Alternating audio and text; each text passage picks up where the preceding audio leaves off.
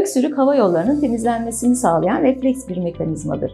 Öksürük bir hastalık değil, bir belirtidir. O nedenle öksürük tedavi edilmez. Öksürüğe neden olan hastalık tespit edilip onun tedavi edilmesi gerekmektedir.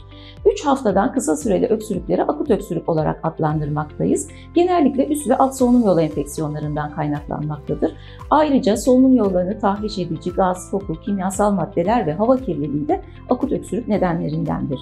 8 haftayı geçen öksürük ise genellikle astım, koah, akciğer kanseri, verem, reflü ve kullanılan bazı ilaçlar nedeniyle olmaktadır.